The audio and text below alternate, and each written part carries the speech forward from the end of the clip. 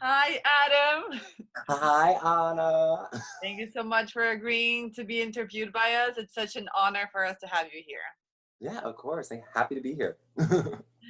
Great. So, my first question for you is, well, you are an actor, singer, and dancer, right? So, therefore, you're perfect for musical theater. And I wanted to ask you, has that always been a passion for you, or when did you discover that you wanted to pursue this dream? Yeah. It started, well, I guess like my whole way into the arts has been, it started with singing. My parents say that when I was age 3, I would like watch Titanic of all things, and then listen to Celine Dion's "My Heart Will Go On," and apparently be like singing it like so full out, and be like doing like "There's a night," like the whole thing. Well, And that was kind of so I knew that I wanted to, like, singing was always something that I was connected to from the beginning. And then in elementary school, even through grade school, it was like every year we did like a show that was some type of musical related thing, whether it was original or already established. And then it was musical theater was offered as a elective when I started 6th grade. And then that was like, and there was a really great teacher there too, Mrs. Block. Shout out to her. mm, And that kind of cemented the whole love for musical theater thing. I was like, oh, I can sing, but then there's this added element of it where I'm storytelling the whole time while I'm singing. And that seemed really interesting to kind of be like performative in that way. Um, and so that kind of like solidified. I'm like, oh, is there a place where I can just like study just that for like the rest of my life? And so thankfully there was a performing arts high school here called Las Vegas Academy. And I went there and was in all the musicals there, which was super fun. And then after that point, like going to high school for it, which was kind of like, it felt like pre-college that, oh, I had a major in high school and I was like cemented with that. I was like, okay, I have to pursue this going forward. And so then I go to NYU and the story just continues from there. So that kind of like cemented the, that journey cemented the idea of like, okay, this is something I have to pursue for the rest of my life. that is great. So, yeah, Yeah. started a long time ago. But so tell me more about your training at Las Vegas Academy of the Arts and at NYU. So, Yeah. how much did that help you discover yourself as an artist and develop um, your artistry?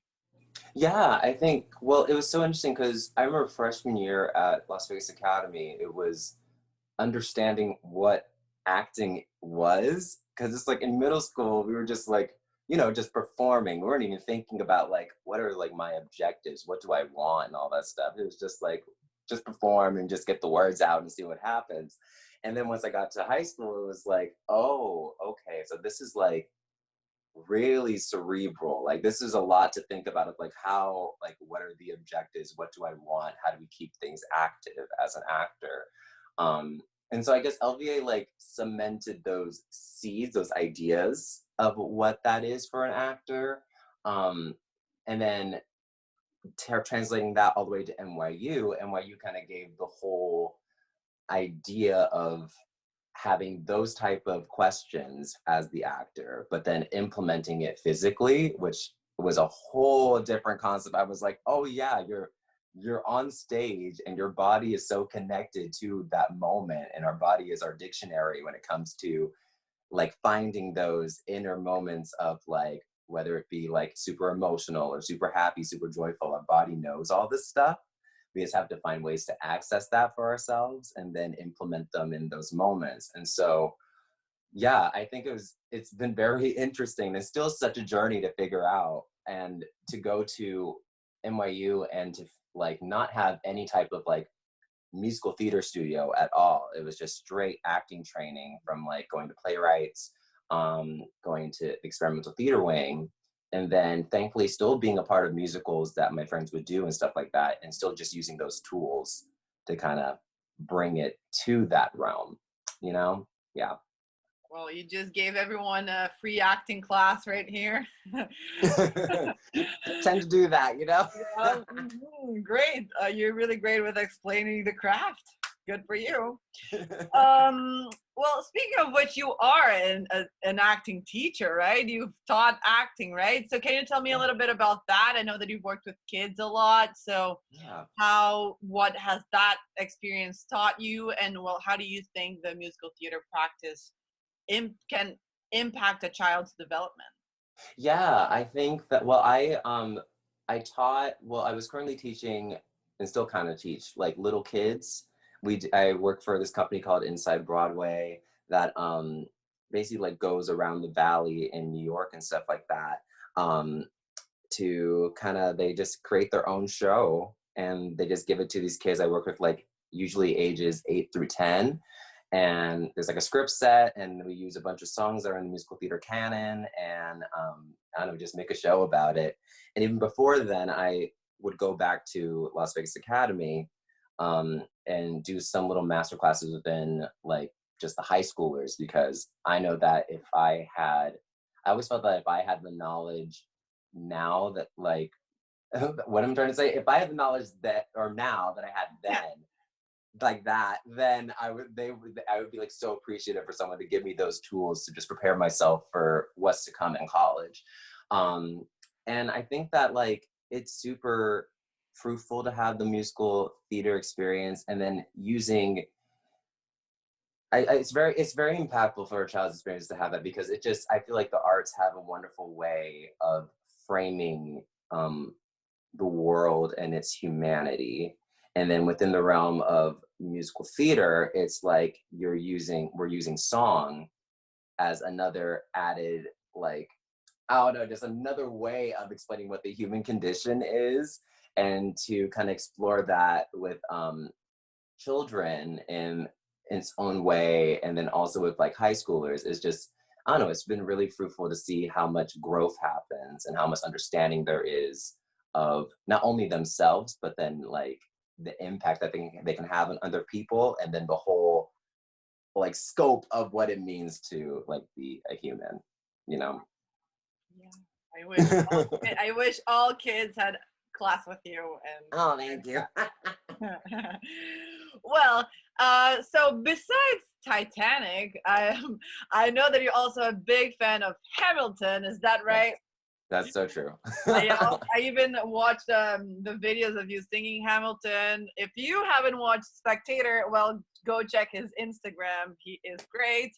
But tell me a little bit about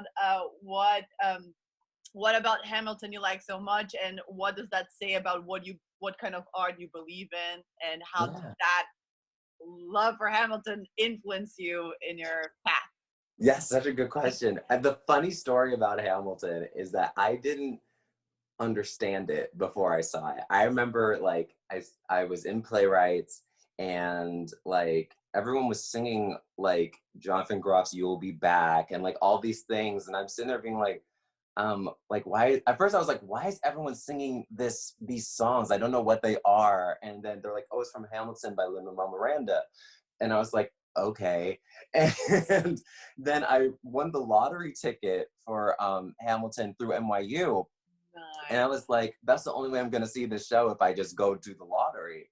And so I went into the show completely blind. I just knew it was about Hamilton, and I didn't know who Hamilton was until the show happened. I'm like, oh, it's that guy in that one sentence of the history book that gets shot in the duel.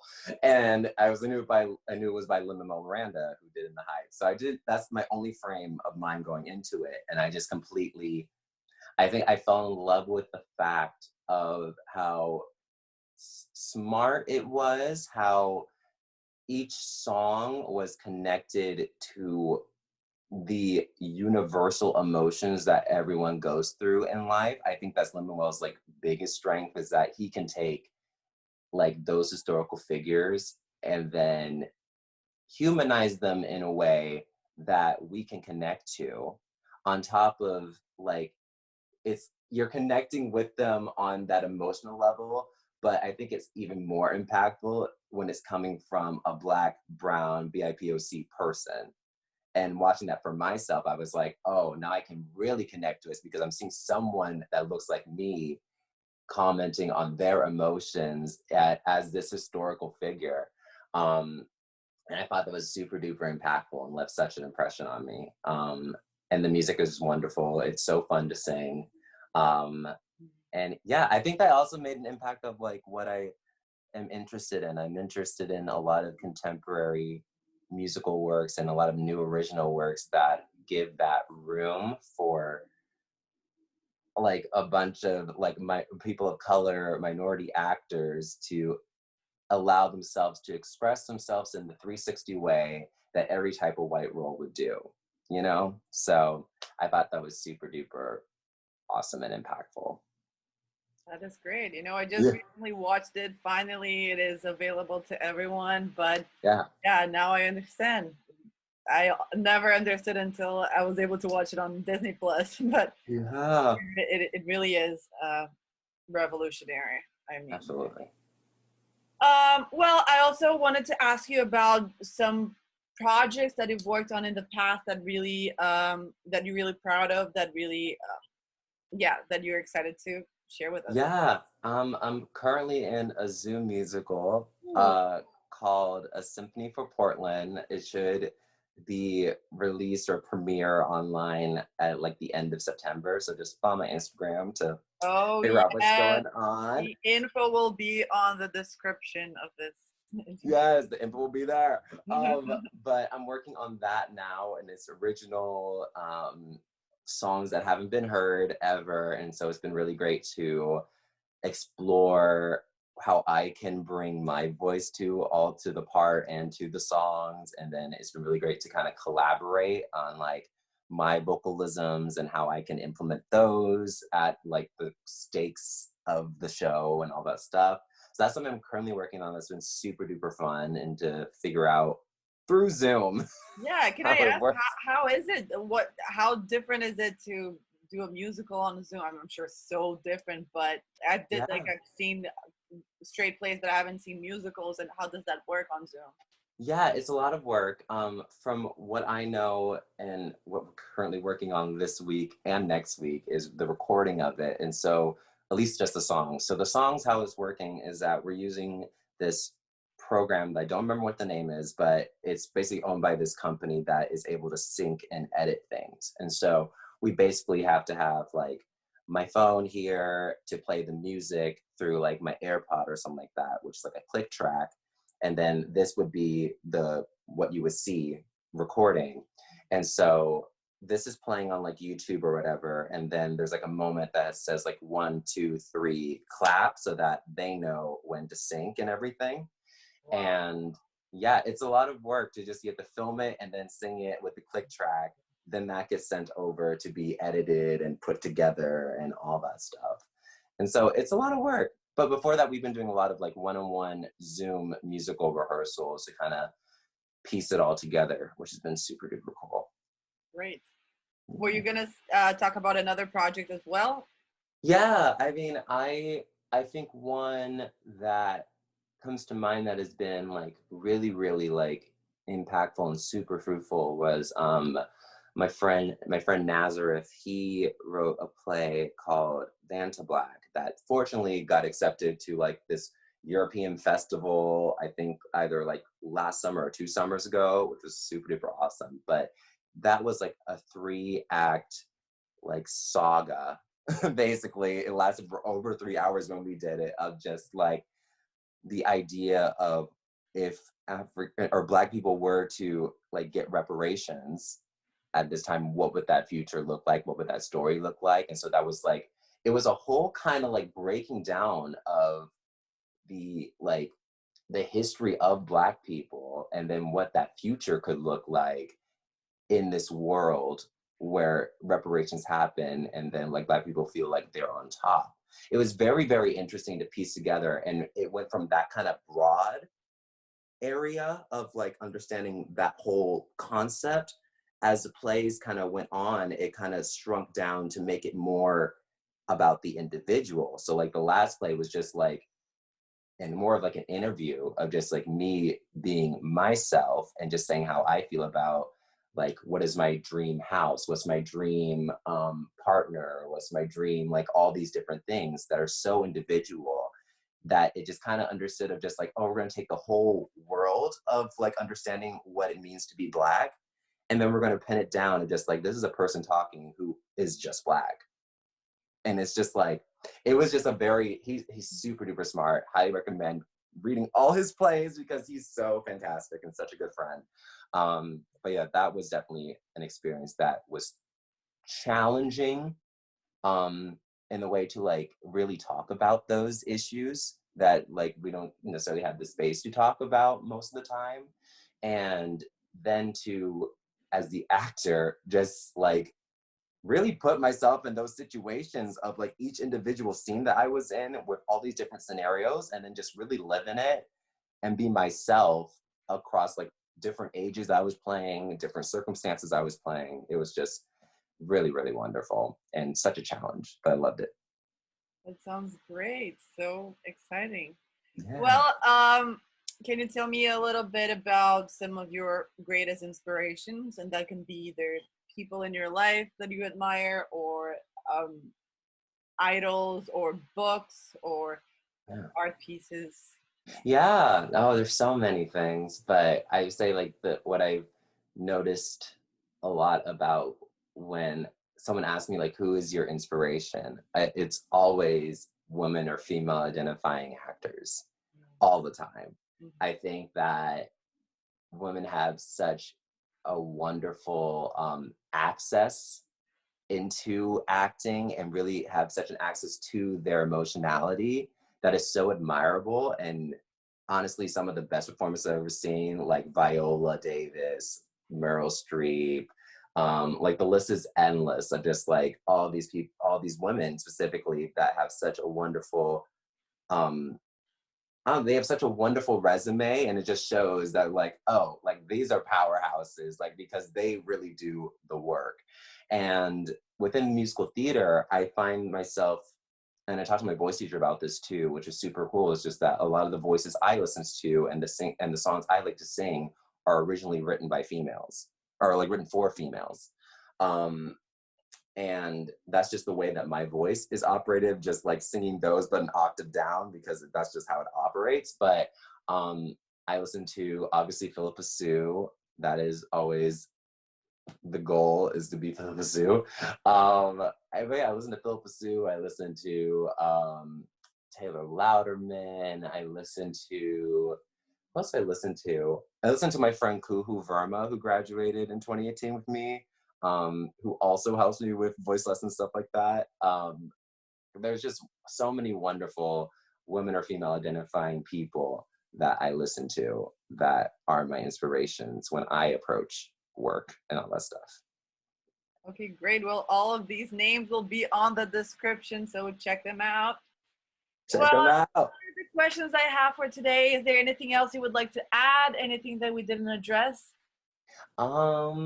Just let me think. Donate to Black Lives Matter. Yes. Yes, definitely donate, do research, be active, be outspoken, and don't forget to vote in November 3rd, 2020.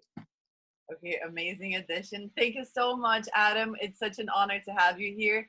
And we had the pleasure to work with you in the past. Yes. Reading up on How to Be a Monster. So it's really great to see your face again, even if it's through Zoom. And thank you so much. And well, you have a wonderful rest of your week. Yes, you too. Thank you so much. Bye. Bye.